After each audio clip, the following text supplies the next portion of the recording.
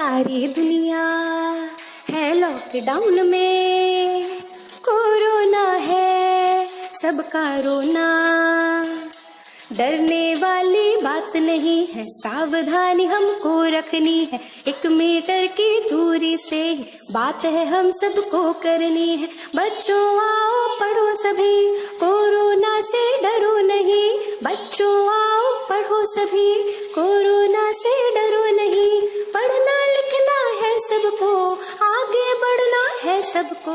नमस्कार, मैं डॉक्टर विकास कुमार, प्रिंसिपल सनातन धर्म इंटर कॉलेज मीरापुर, जिला मुजफ्फरनगर। ऑनलाइन क्लासेस में आप सभी का अभिनंदन करता हूं। मैं आज कक्षा 10 के छात्र छात्राओं के लिए भौतिक विज्ञान विषय अध्याय विद्युत इलेक्ट्रिसिटी के अंतर्गत प्रतिरोधों के श्रेणी व समांतर संयोजन पर आधारित आंकिक प्रश्न, विद्युत धारा का ऊष्मीय प्रभाव, जूल का प्रभाव, यूनिट क्या होता है, वैद्युत बल्ब किस प्रकार कार्य करता है आदि विषयों पर आज आपसे चर्चा करूंगा। चर्चा आरंभ करने से पूर्व मैं अपने लास्ट पीरियड पर जाना चाहता हूं। उस पीरियड में मैंने ओम के नियम की चर्चा की थी। मैंने प्रतिरोधों को श्रेणी क्रम में संयोजन करके तुल्य प्रतिरोध ज्ञात करना, समांतर संयोजन की मैंने बात की थी। ओम के नियम के अनुसार जब किसी चालक तार के सिरों के बीच विभवांतर को हम बढ़ाते हैं तब धारा भी उसी क्रम में बढ़ती है, बशर्ते तार का ताप समान रहे, स्थिर रहे।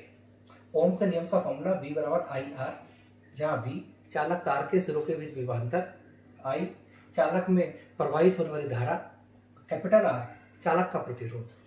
यदि हम 3 प्रतिरोध लेते हैं R1, R2, R3, 3 चालक हैं। पहले चालक का प्रतिरोध R1, दूसरे चालक का प्रतिरोध R2 और तीसरे चालक का प्रतिरोध R3 है, और उन तीनों प्रतिरोधों को हम श्रेणी क्रम में जोड़ दें तब तुल्य प्रतिरोध R1 plus R2 plus R3 के योग के बराबर होगा। यदि उन्हीं तारों को, उन्हीं प्रतिरोधों को हम समांतर क्रम में जोड़ दें तब तुल्य प्रतिरोध 1/R is equal to 1/R1 plus 1/R2 plus 1/R3 के तुल्य होगा। आज हम पहले इन तीनों फॉर्मूलाज पर आधारित आंकिक प्रश्नों की गणना करेंगे।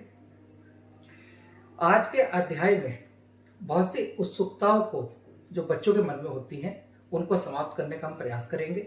जैसे जब प्रत्येक माह हमारे घर पर बिजली का बिल आता है, इलेक्ट्रिसिटी का बिल आता है, तो वो चर्चा होती है घर पर कि इस महीने हमारे घर पर इतने यूनिट आए हैं, हमने इतनी इलेक्ट्रिसिटी यूज की, 100 यूनिट, 150 यूनिट।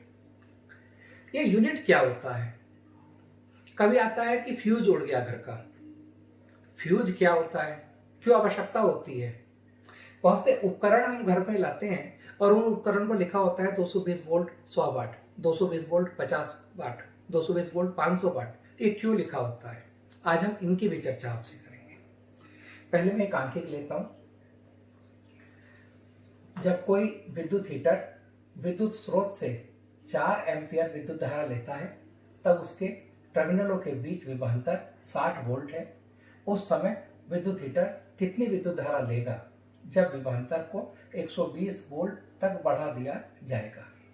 60 वोल्ट पर 4 एम्पियर धारा लेता है, और हम अगर वोल्टेज डिफरेंस बढ़ाकर 120 वोल्ट कर दें तब कितनी धारा लेगा?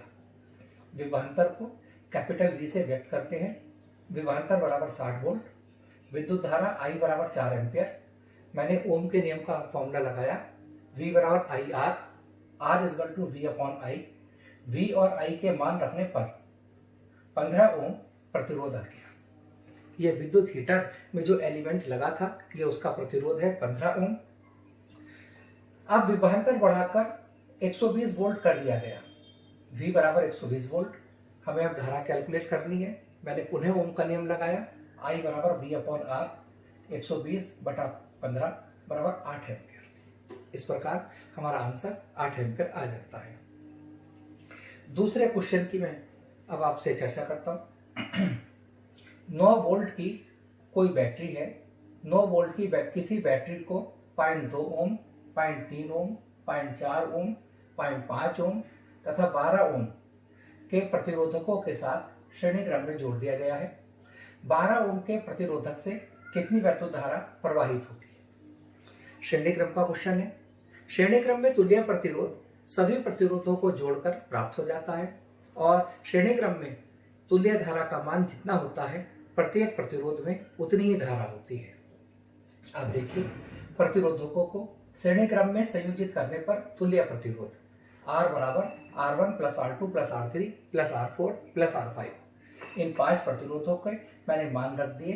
R बराबर 0.2, 0.3, 0.4, 0.5, 12 ऐड किया 13.4 ओम। 13.4 ओम सर्किट का तुल्य प्रतिरोध हुआ। श्रेणी क्रम में जुड़े सभी प्रतिरोधकों में धारा समान होती है। परिपथ में कुल धारा I equal to V upon R। Ohm का नियम V बराबर IR।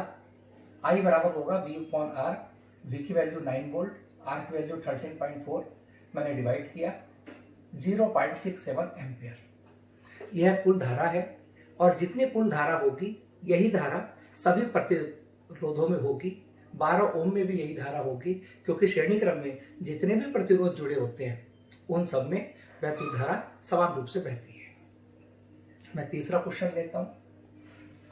4 ओम, 8 ओम, 24 ओम प्रतिरोध की 3 कुंडलियों को किस प्रकार संयोजित करें कि संयोजन से अधिकतम व न्यूनतम प्रतिरोध प्राप्त हो सके।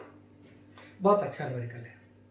जब हम प्रतिरोधों को श्रेणी क्रम में जोड़ते हैं तब जो तुल्य प्रतिरोध आता है वो अधिकतम प्राप्त होता है और यदि प्रतिरोधों को हम समांतर क्रम में जोड़ें तब जो तुल्य प्रतिरोध आएगा वह निम्नतम होगा। इस प्रकार अधिकतम प्रतिरोध प्राप्त करने के लिए इन तीनों प्रतिरोधों को श्रेणी क्रम में जोड़ना होगा। श्रेणी क्रम का फॉर्मूला होता है R equal to R1 plus R2 plus R3, R equal to 4 plus 8 plus 24 36 ohm. इन तीनों प्रतिरोधों को मिलाकर हम 36 ओम से ज्यादा प्रतिरोध प्राप्त नहीं कर सकते।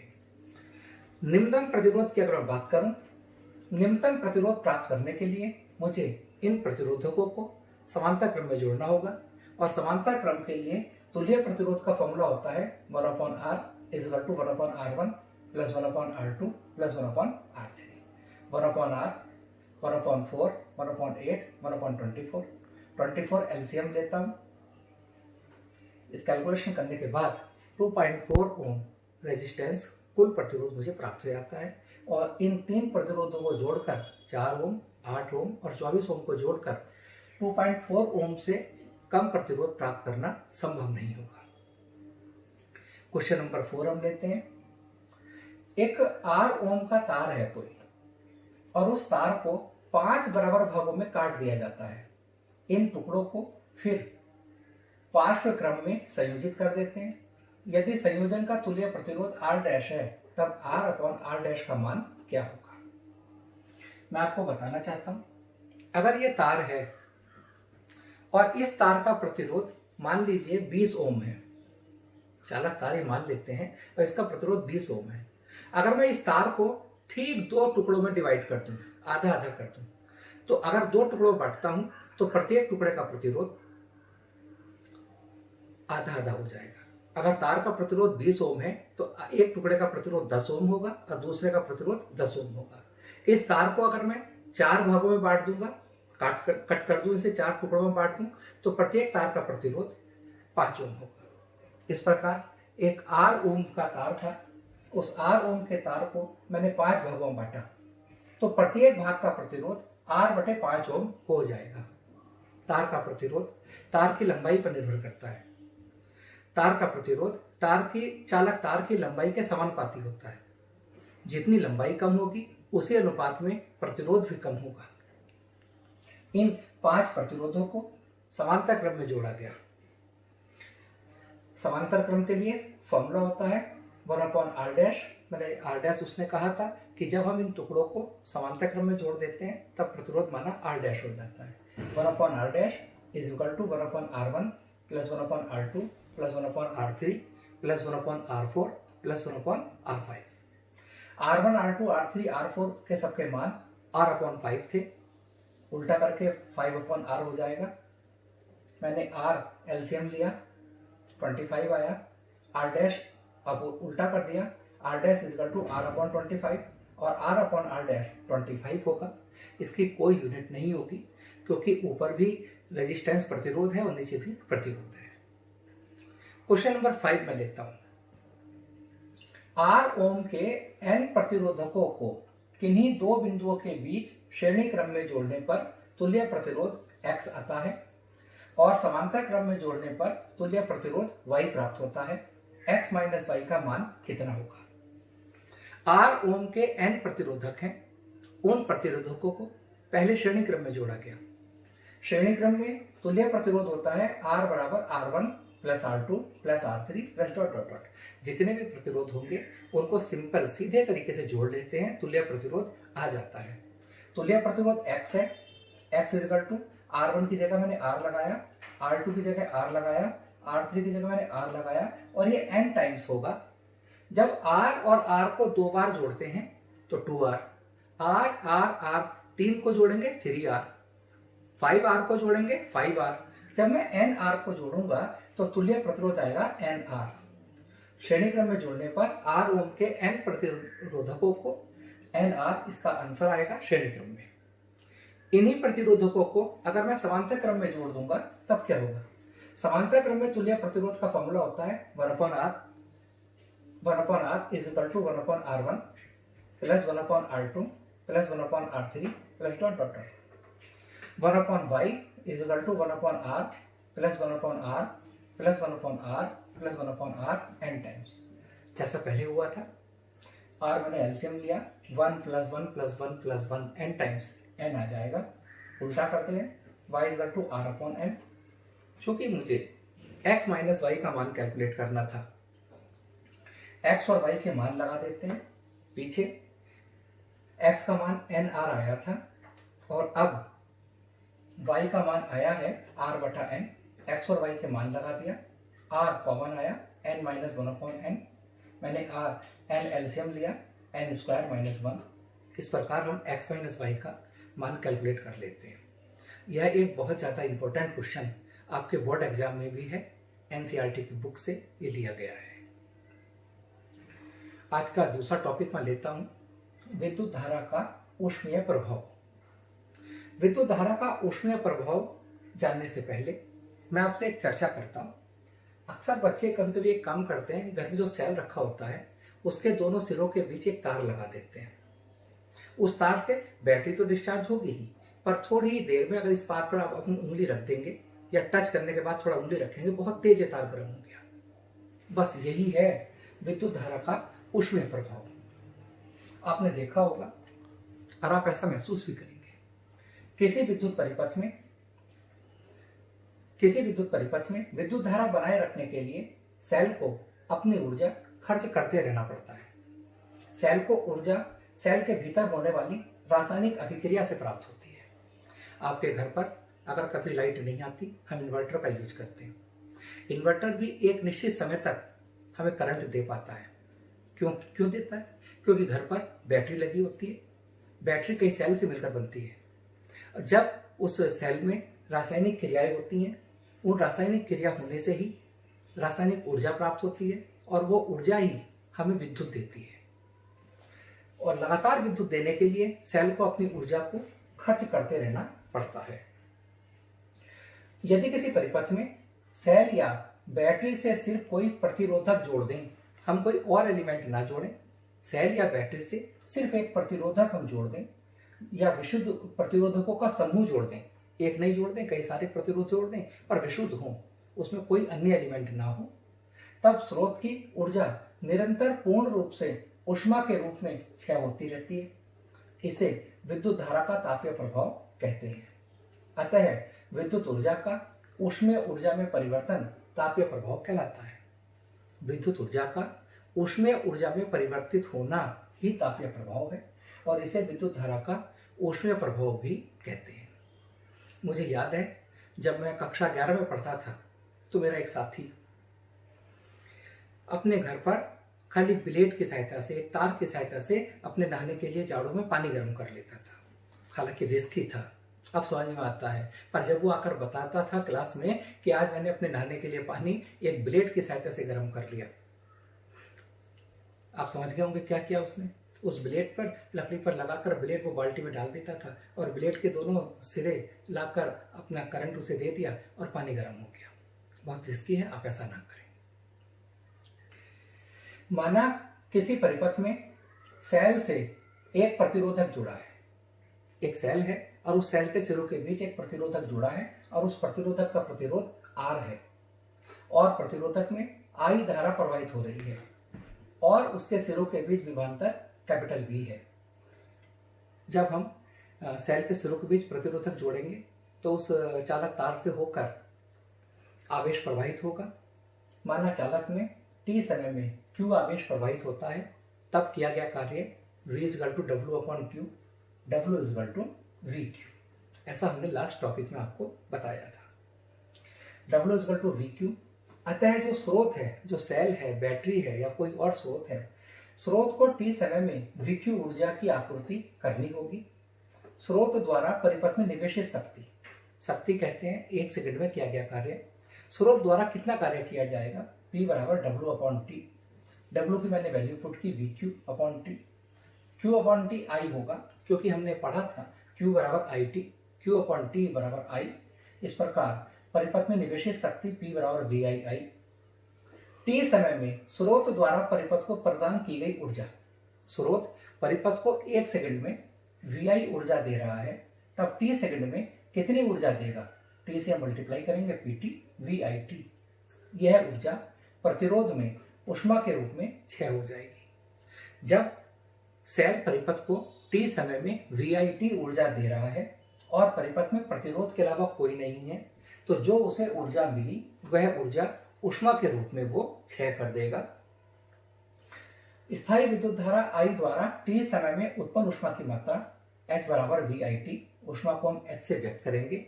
ओम का नियम होता है V = IR। मैंने यहाँ V की जगह IR लगाया। I और I की मल्टीप्लिकेशन I² और इस प्रकार H = I² RT फॉर्मूला आ गया। इस सूत्र को जूल का तापन नियम भी कहते हैं। अब हम बात करेंगे जूल के तापन नियम की कि यह फॉर्मूला क्या व्यक्त करता है। जैसा कि आपने बताया, आपने समझा कि जूल के तापन नियम से स्पष्ट है कि किसी प्रतिरोधक में ऊष्मा उत्पन्न होने वाली दर या उत्पन्न होने वाली ऊष्मा H = I² RT है। H का मान धारा पर निर्भर करता है, H का मान प्रतिरोध पर निर्भर करता है और H का मान समय पर भी निर्भर करता है। दिए गए प्रतिरोधक में प्रवाहित होने वाली विद्युत धारा के वर्ग के समानुपाती होती है। जो ये ऊष्मा है, ये धारा के वर्ग के समानुपाती होती है, H = I²। दूसरा, प्रतिरोधक में उत्पन्न होने वाली ऊष्मा का मान दी गई विद्युत धारा के लिए प्रतिरोधक के समानुपाती होती है।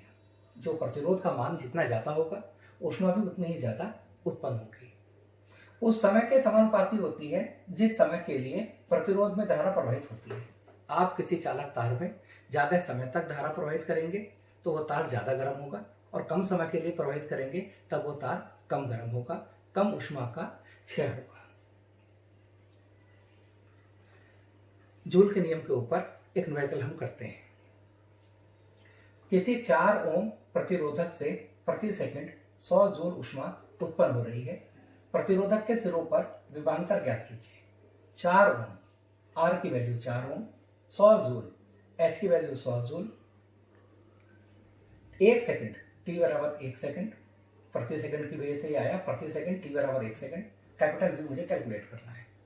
मैंने जूल का तापन नियम लगाया। जूल का तापन नियम होता है H = I² RT। इस फॉर्मूले में H = I² RT, I² की वैल्यू आती है H/RT। मैंने H का मान लगाया 100, R का मान लगाया 4, T की वैल्यू लगाई 125, स्क्वायर रूट लिया, वर्गमूल लेने पर 5 एम्पियर। इस प्रकार धारा का मान 5 एम्पियर आया, किंतु मुझे विभवांतर कैलकुलेट करना था। प्रतिरोधक के सिरों के बीच विभवांतर V = IR, I का मान 5, R का मान 4। इस प्रकार प्रतिरोधक के सिरों के बीच विभवांतर 20 वोल्ट आ जाता है। विद्युत धारा के तापीय प्रभाव के व्यवहारिक अनुप्रयोग। विद्युत धारा का ऊष्मीय प्रभाव, वैसे कि ऊष्मा का क्षय होना अच्छी बात नहीं है।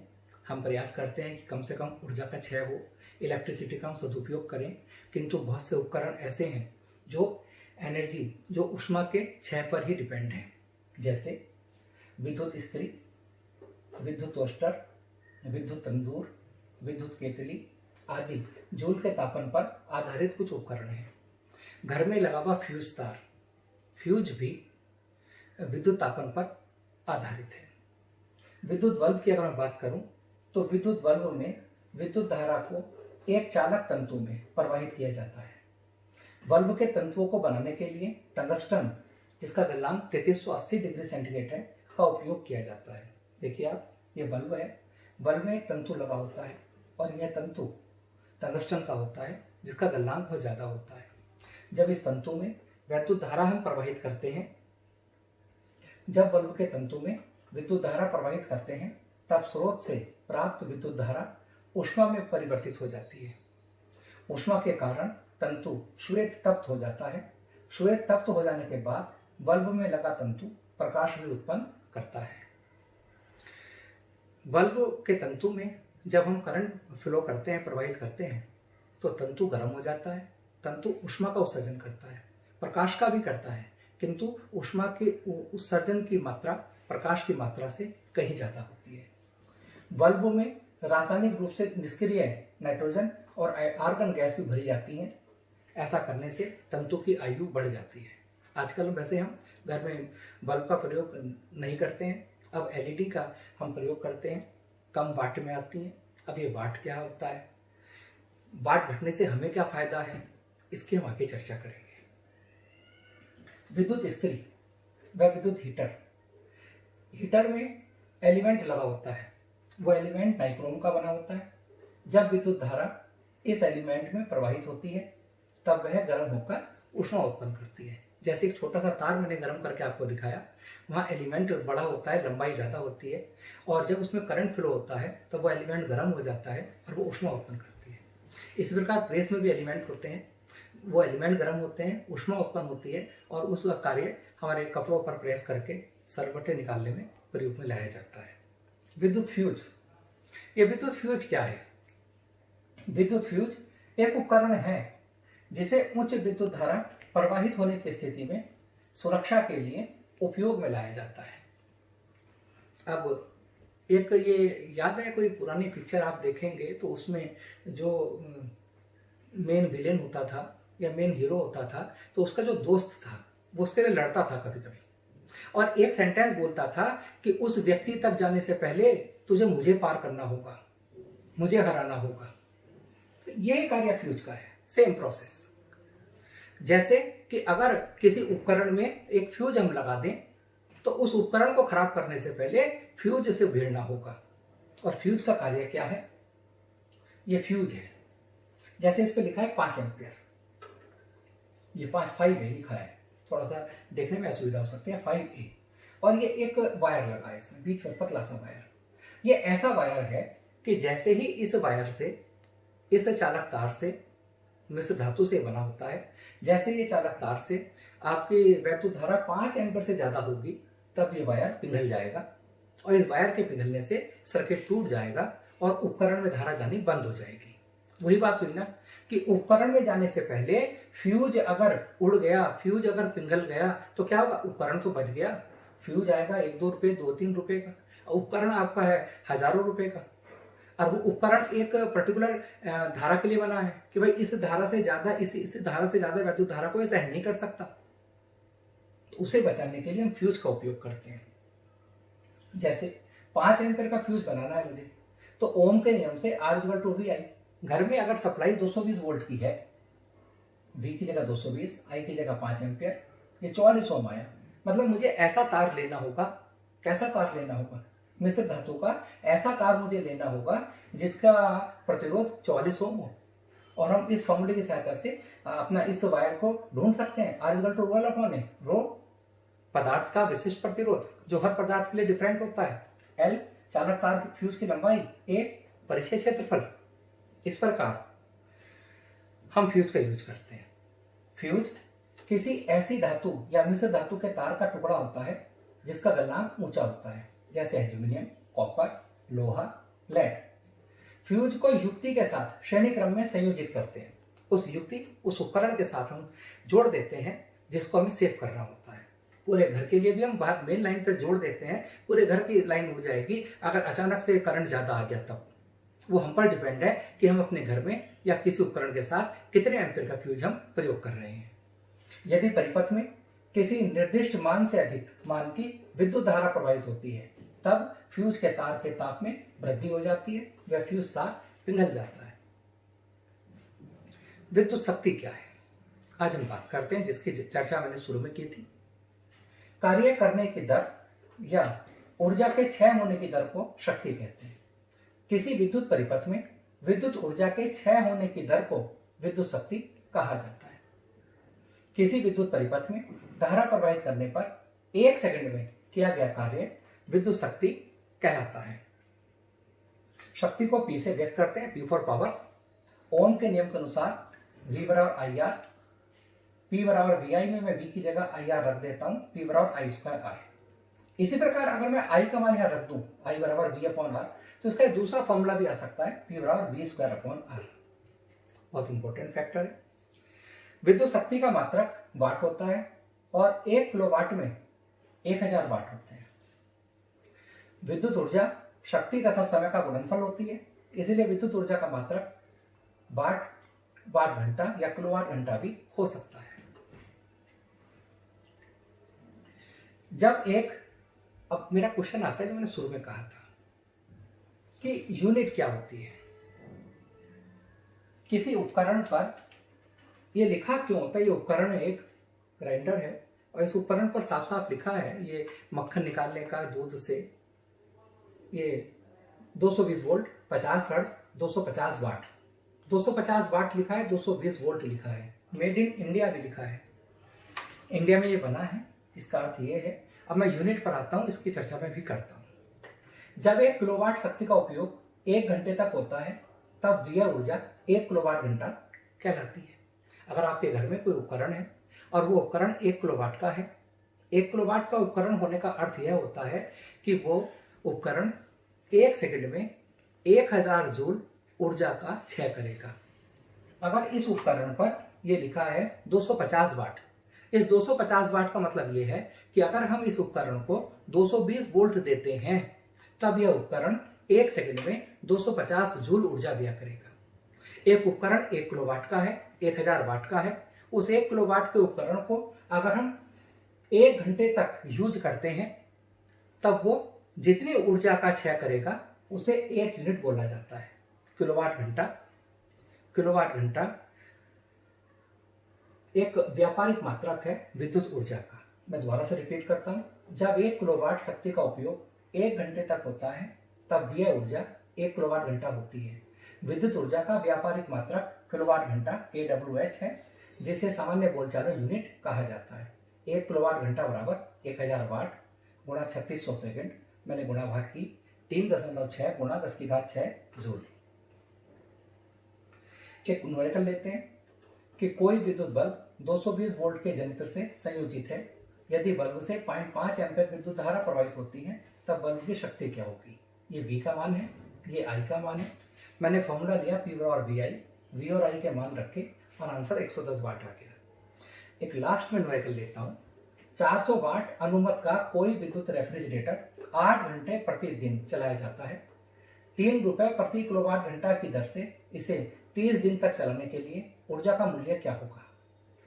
एक बार बताइएगा, 400 वाट 8 घंटे प्रतिदिन चला रहा है और 30 दिन तक चलाना है, तो 30 दिन में रेफ्रिजरेटर द्वारा उपयुक्त कुल ऊर्जा 400 वाट गुणा 8 घंटे गुणा 30 दिन, इतनी ऊर्जा का वो क्षय करेगा। इस ऊर्जा को मैंने 1000 से भाग किया और इसे किलोवाट घंटा में बदल दिया, 96 किलोवाट घंटा। इस प्रकार 30 दिन तक रेफ्रिजरेटर को चलाने में कुल ऊर्जा का मूल्य 46 यूनिट का, 1 यूनिट का मूल्य 3 रुपए है, मैंने 3 से गुणा कर दिया, 288 रुपए उसे पे करना होगा। इस न्यूमेरिकल को दूसरे तरीके से भी अमल कर सकते हैं। यूनिटों की संख्या बराबर वाट गुणा दिन गुणा घंटा बटे 1000। 400 वाट का फ्रिज 30 दिन तक चलाया, 8 घंटे रोज चलाया, 1000 से भाग किया, 96 यूनिट आ गया।